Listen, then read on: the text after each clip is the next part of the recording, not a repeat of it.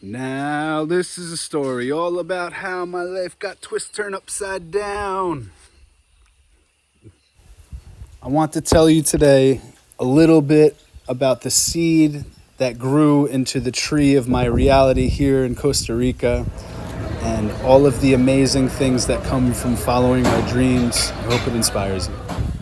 So, that said, of all the content that I've posted over the past 6 years living in Costa Rica, and all the content I posted before that on my YouTube channel or my Facebook page, I just realized I never really explained how this decision came to be and where it all started, and that's what this video is about today. I'm going to give you the history going back now over 20 years about how this idea started as a seed of thought and finally manifested me owning a small farm, an agroforest in Parita of Costa Rica, growing hundreds of varieties of fruit trees, spices, medicinal herbs, vegetables, and creating a business out of all of this, doing tours of a food forest in the Central Pacific coast of Central America. So pay attention, stay tuned. This is the history of how this all came to be my present moment of a dream come true. Let's go back to the beginning. The year is 2005. I was now living off campus at the University of Rhode Island. I was finishing up my career with soccer, playing on the men's soccer team at URI, and I was thinking, what do I want to do in my future once I get this kinesiology degree? And I really strongly felt that living in the United States was no longer an option. If you know anything about New England in the United States, the winters are freezing. So I came home from class one day to my off-campus beach house, which was covered in snow and ice. And I sat down at my computer. I pulled up a website and I started looking at property in Fiji. I wanted to get as far away as possible to a climate that was as beautiful as possible and buy a beachfront property or something close to the beach where I could be at the ocean every day. I could never experience winter or snow or ice again. And I had a couple $100,000 from a car accident that I had been in, a passenger, that nearly took my life, that restructured my entire way of thinking, that led to this moment where I started thinking, I want to live in paradise for the rest of my life. So it began with Fiji, and then it became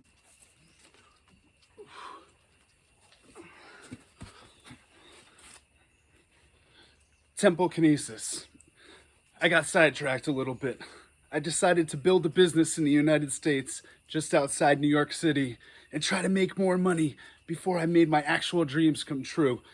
And yes, I got manipulated and tricked into it by a few friends who had become clients in my training business and said that I'm really good at helping people improve themselves. And the story of what I've been through is inspiring. And that I should teach other people how to do the same thing.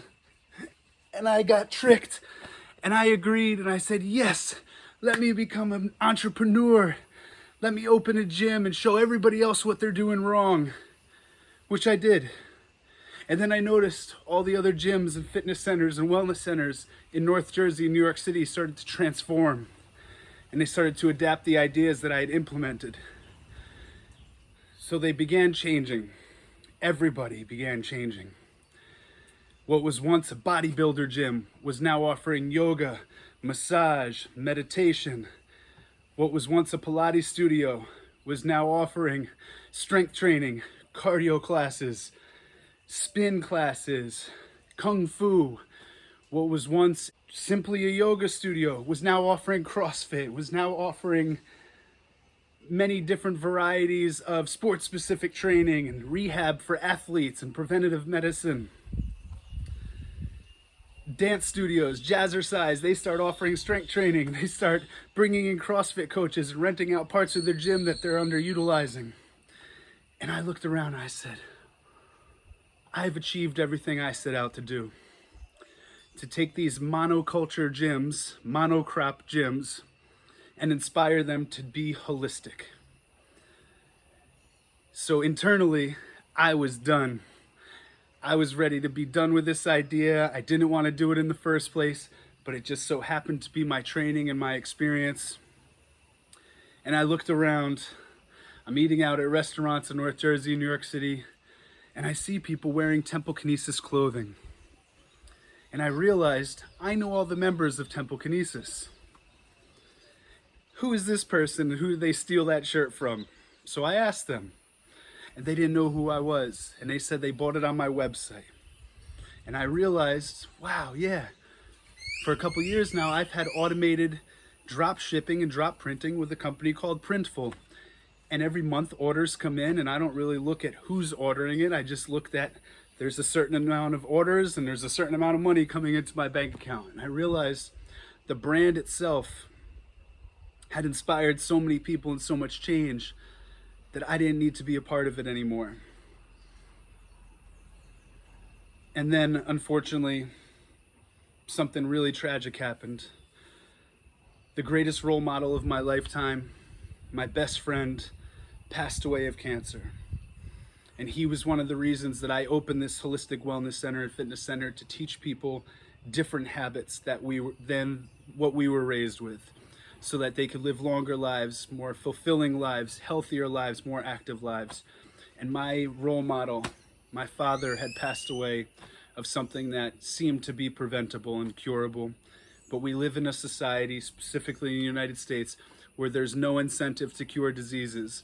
There's more financial incentive for companies, corporations, politicians to keep people sick and perpetuate a broken system. And I got really discouraged with the place that I was living.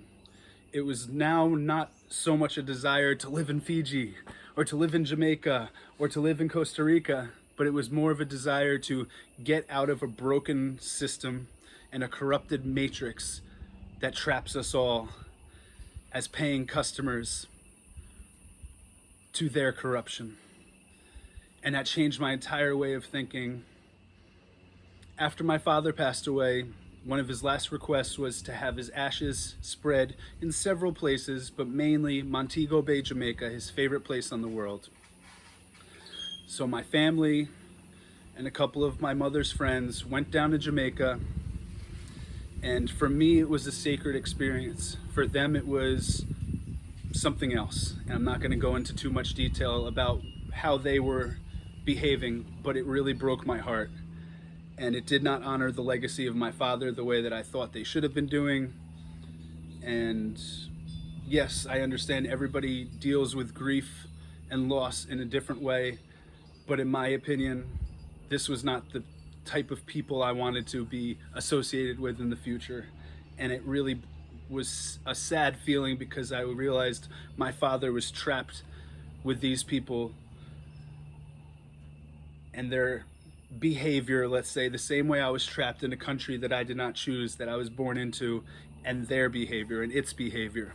And it had begun to influence my character in ways that I wasn't proud of and happy about. And I lost a lot of really amazing people in my life that I truly cherished, but I wasn't able to express that because I was seeing through this lens of competition and ego constantly.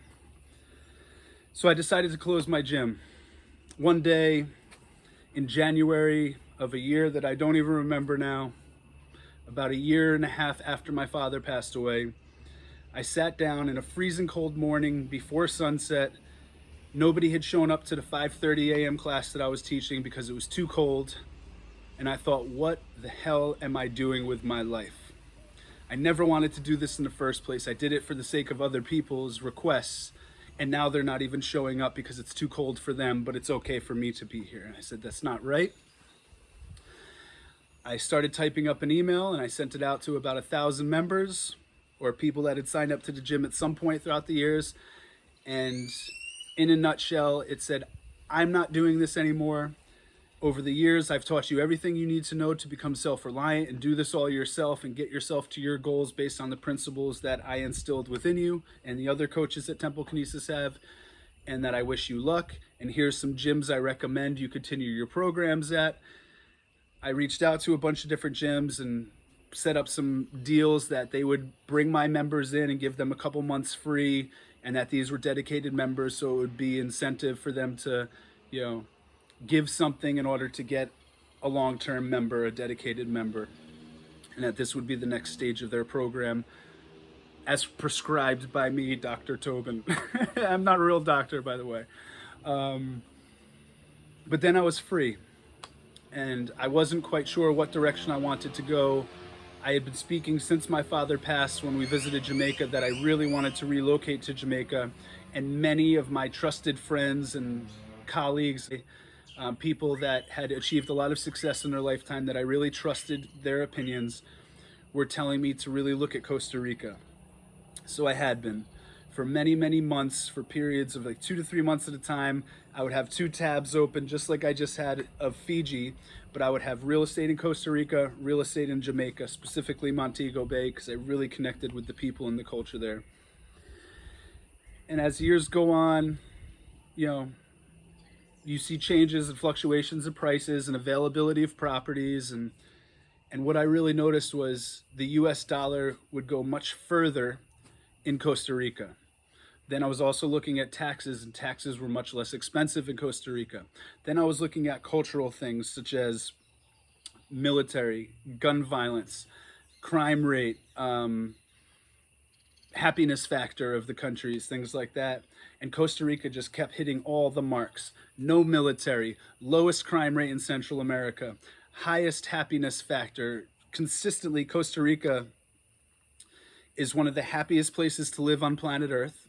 It also produces the most centenarians, the most people that live beyond 100 with full mobility, with joy in their heart every day. And I thought, you know what? My father passed away at 64 years old. This is the genetics that's influencing me. I know his father passed away quite young. I don't really know the history before that, but listen, I was in my 30s. If I'm only going to live another 30 years, 35 years, just genetically, I want to do it in a place where I'm really happy and I'm not frustrated with the system I'm trapped in. And I'm also not trapped in a gym all day. The business had gotten to a point where I had hedge fund managers and angel investors speaking to me about franchising it. And all I could visualize was myself for the next 20 years or so being a multi-millionaire, but being trapped in a suit in boardrooms, going across the country, helping people open gyms. And I didn't even want to own my own gym. And I thought, well, that's not the route I'm going. So I completely changed paths. And what I started doing to find my spirit again was doing the things that I loved to do with my father when we were children. My brother and I were children. My father only had 2 days off of work, Sunday and Monday. He owned a butcher shop. So on Sundays, that was soccer day. Anybody in the United States, around the world, knows that that is a holy day for footballers. So you play soccer all day, you go and watch soccer all day, and that's it for Sunday, and you relax. Monday was obviously a school day, or, you know, a working day for most people, and my father had off. So in summer times and winter, and when we didn't have school, we would always go hiking. We'd be in the forest of northern New Jersey, in Ringwood, New Jersey, West Milford, places like this. So that's what I started doing. I started going into the forest every single day. I made it a point to reconnect with nature. And then I started remembering things that my father had taught me, how to navigate myself and orient myself off trail, how to identify berries, blackberries, black cherries, strawberries, black raspberries, certain types of fungi, how to communicate with the animals, because my father grew up doing all this stuff and he taught us as kids. I started climbing trees again. I started climbing rocks and mountains, free scaling, and just really pushing myself to be my 5-year-old, my 10-year-old self again, because that's when we're the happiest and we're doing the things that we love innately and we're not required to do by society. So that led me into a place called the Weiss Ecology Center, which has since changed names and changed owners, but it's a nonprofit foundation that, you could even Google my name, Tobin Osusky, and my Weiss partnership comes up. I formed a partnership with them to continue some of my gym classes for some of my most dedicated clients in a studio that they had, that they allowed me to utilize. But more importantly, I started bringing people to off-trail programs where we would go and find food to forage and learn about the forest, and not following the trails, but how to navigate yourself through the forest. God forbid somebody get lost or just wanted to explore nature off the beaten path, philosophically and physically, that's what I wanted to teach people, and that's where my passion was. And we would wind up going to the mountaintop in Ringwood, New Jersey. Many of the mountaintops overlook the New York City skyline, so it was a beautiful view in the distance, about 15, 20 miles away. On a clear day, you could see the entire New York City skyline, eagles flying, hawks flying, almost beneath us. So it was a really cool perspective. So we do a little yoga, a little meditation when we get to the top, just relax, take in the view, maybe eat some of the foods that we had foraged along the way, rehydrate, and then make our way back down. And I would always finish these tours with some fresh fruit that I had chopped up for people that I had bought, the day before, whether it was watermelon or some pineapple or something like that. Or maybe I went to a fruit orchard in Warwick. And that brings me to my next point. In Warwick, New York, right over the border of New Jersey, there is a farm that I went to when I was a child with my father and my mother and my family, called Penning's Farm, where you could go and apple pick and fill up bags to bring home. And they also had a restaurant, a cidery, they had a nursery for plants, they had a lot of other products. They had like kind of a supermarket that was all farm products, like raw milk from a cattle farmer or honey from a bee farmer, pastries and breads made by a local artisan.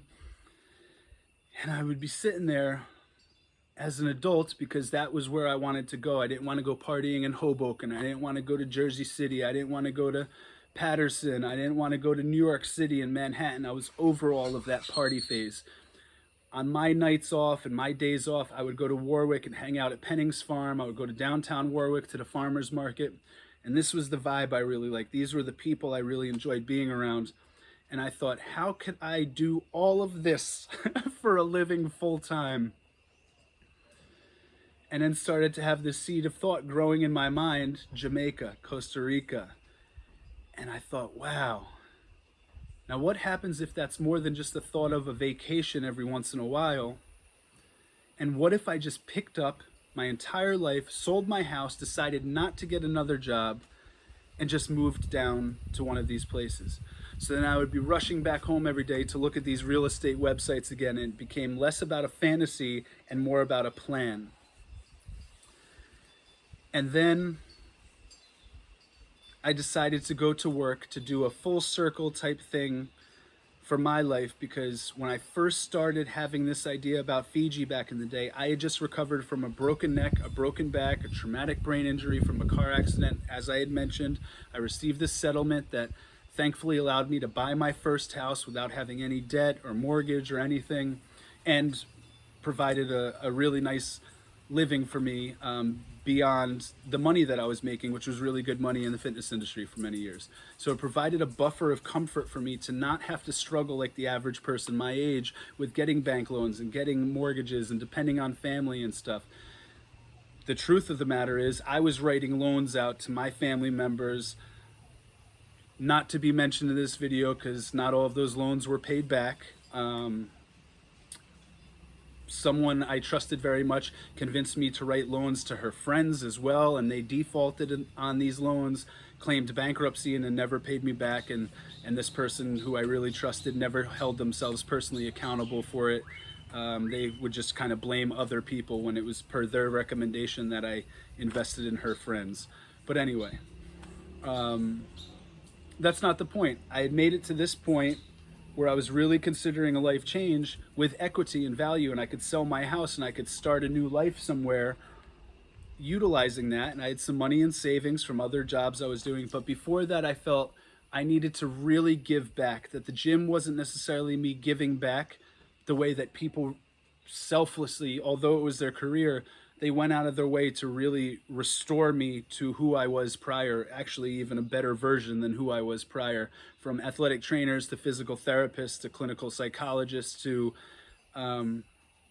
just healers in general, people, spiritual adepts who recognized what I was going through and provided a friend or some comfort or some insight and some wisdom that allowed me to get to the next place and form a spirit that would allow me to overcome any struggle that I'd ever been through in my life. And I realized how rare that was, especially for somebody who's broken their neck, broken their back, become paralyzed, to have somebody that's not just feeling pity on them, but someone who feels or inspires a grace that allows them to believe in themselves, almost to a delusional degree, that they're going to heal regardless of what the medical community is telling them, because miracles are possible, and I am living proof of that. I've witnessed it in other people as well. So I went and started working for another nonprofit. So at this point, I'm working with two nonprofits. This nonprofit was called Push to Walk. They help rehab people from traumatic brain injuries and spinal cord injuries. And this was a personal matter for me, because a woman who basically served as like my spiritual mother growing up had come down with multiple sclerosis at some point in her, I think, 40s or 50s. And I was actually personal training with her after I left college. She was one of my first clients, one of my longest lasting clients, who had become a really close friend beyond the fact that she like kind of helped raise me when I was a kid, because my mother's situation wasn't the most caring situation in the world, and she cared about me, and she saw me, and she knew who I was and always recognized me, and had great sons who became very good friends of mine as well. And ironically, one's going to come up in the near future of this story as well. But she went to this Push to Walk rehab center when they first opened, and they helped her significantly. Fast forward a few years, my gym's name is Temple Kinesis. A new member comes in who said she heard about me through the grapevine and heard very good things. And her last name was Templeton. So there's some synchronicity. Beyond that, she started Push to Walk many years before, when her son, around the same time my accident occurred, broke his neck diving off a boat in the Jersey Shore. And he just so happened to be with that day two people that I grew up with since I was in basically kindergarten and went to school with, who I played sports with my whole life, who knew me very well, who knew my story. And me and her son had this similar story. And I started Temple Kinesis because of my story. She started Push to Walk because of her son's story and what they went through. And then through some roundabout, magical, mystical stuff, this client of mine, Susie, wound up going to that gym, and she was the one that was speaking so highly about me and my gym. And then it came full circle. So now I'm training the mother, the woman who started this nonprofit.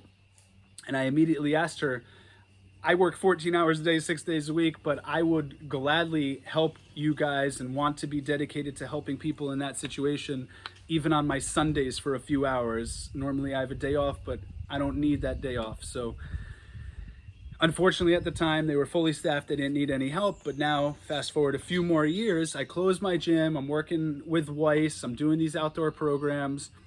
And I just reach out and I said, hey, like, do you have any open positions? I'm available right now. I'm really not interested in doing other work or working a corporate job, but I would love to, work with you guys for a stint and give back, in exchange for the spiritual karma that helped me get through my accident. And unfortunately, she had just left literally months earlier as the executive director, put me in touch with the new executive director, and I got a part-time job there for about a year. And then after a year, I decided, okay, like, time's up. I'm not doing this anymore. And the day I left that job, I'm literally sitting in the parking lot thinking about what I'm going to do next, thinking about Costa Rica, but at the same time thinking, you know what? I've got one more dream I want to accomplish. I would love to be an actor. I always wanted to be in movies and television shows. I thought that would be super cool. So I reached out, ironically, coincidentally, synchronistically, to Susie's son, Derek, who is a first assistant director, which is basically like a Hollywood director, but the person who is just beneath the actual director on TV shows and movies. And he had built himself a really good career. A couple years earlier, I had introduced another friend of mine, Tom Caserto, who's a very profound, prolific Kung Fu martial artist, Shaolin Kung Fu, who was working in the film industry in, I believe, Hong Kong or Shanghai, and then moved back to the United States. I introduced him to Derek again and a bunch of casting directors and first ADs, and he began working in stunts and acting in the US. So I said, you know what, let me shoot my shot. I reach out to Derek that day, 2 days later, I'm on a set for The Flight Attendant, an HBO show with Kelly Cuoco, the highest paid actress in the industry. And I thought, okay, this is quite harmonious, quite synchronistic right now that, not only am I breaking into the industry through the thanks of, my friends, maybe some divine providence, but it's like the biggest TV show that's being produced right now with the biggest actress in the game. I just felt really blessed and felt, this is more than just divine providence. There's some strings being pulled between Susie, my father, my Uncle Peter, my father's younger brother, who was the only person in our family that had Hollywood film credits and received royalty checks his entire life for a movie he was in called Heaven's Gate with Chris Christopherson, I think in the 70s or so. When he first came to the United States, they were looking for Slovak immigrants, and he got out there and became an actor. So our whole lives, we knew Uncle Pete was a Hollywood guy, not like Hollywood full-time actor. He was also a butcher, but he had gotten in this film, and it like kind of planted a seed for our family to be in this industry. My cousin Eric is a big-time art director in Hollywood, award-winning guy. His wife is a big-timer. His father-in-law is a big-timer in Hollywood. So I thought, you know what? I have the connections, I have the passion, I have the freedom. Let me get into this. 3 or 4 weeks into my first job, I shot 3 episodes of this show, and the pandemic happened. COVID-19 happens. Everything shuts down. Hollywood's like the first thing to shut down. So now guess what? I restructured my entire plan again, realized that was life throwing me a curveball, and almost kind of throwing me a straightaway fast pitch strike saying, go to Costa Rica, go already, stop thinking about it, stop dipping your toes in the idea, just commit and do it. So you know what I did? I reached out to a realtor who sold me my house, or found me my house in the first place, and I said, how's the real estate market looking? And she said, everybody's trying to leave New York City to find some clean air places. Your house would be perfect. It's at the top of a mountain. It's on a lake. It's only got neighbors on 2 sides, not surrounded by neighbors. She goes, your house would get a lot of money. You're going to make good money on it. So I said, list my house. Within a few weeks, I had multiple offers. We settled on one. As soon as the paperwork was coming through, I ordered a shipping container, packed all my stuff up. I was sleeping on a couch for a couple of days. Bought a ticket to Costa Rica, got my dog certified to travel with the USDA, and we were in Costa Rica 10 days after the borders opened up, and the rest is history. So I'm going to include a few links in the description that will show you kind of like a timeline of everything that I was just explaining. And there's other videos that are attached. I filmed a video when I was on the flight to Costa Rica with Hercules and Jasmine, the 2 dogs I came with, and how I got started. There's going to be a link to my IMDb account, which shows the House Hunters International episode I was on. If you're interested in looking up the Flight Attendant TV show, you'll see me in the background of a few episodes. Let me know in the comments if you spot me and where. And yeah, that's all I got. So I really am making this video to really give the 20-year history of how my life here came to be, because a lot of my YouTube subscribers, Facebook followers are finding me as they're contemplating moving to Costa Rica. They have a lot of questions for me. A lot of those questions I tried to answer in this, of how this all came to be, but also, what's required for the journey and the amount of planning that it takes and the amount of foresight it takes, and that it is not frivolous, the seed that is planted within us when we have a dream, when we have an idea. I truly believe it's either our future self or our intuition or our higher self speaking to us about what we're meant to do in this lifetime. And hopefully this is an inspiration to a lot of people that are thinking about making a major life change, that are hesitant on pulling the trigger per se, or taking the leap, I think is a more appropriate thing to say in a time where our world is, entering a new phase of war. I don't think a trigger is something that we need to be focused on, but taking a leap into something better is, and to find a country that's peaceful. Yes, Costa Rica has its violence, but nothing compared to the United States, nothing compared to what's going on around the world right now. And I feel very, very, very grateful that whatever part of myself in some alternate dimension or in the future has been transmitting these messages to me for over 20 years now, because my life is amazing and I'm super grateful, and I wish that for all of you too. Many of you reach out to me in messages, have come for tours here, have visited me because you found something that I'm doing or I have done inspiring, and I hope this video not only does that, but kind of acts like wind in your sails to get you to your destination, wherever that may be. And if it happens to be Costa Rica, come visit me sometime here in Parita, Vasconia de Parita. I'm officially doing food forest tours. The last link in the description is going to be a link to my Airbnb listing.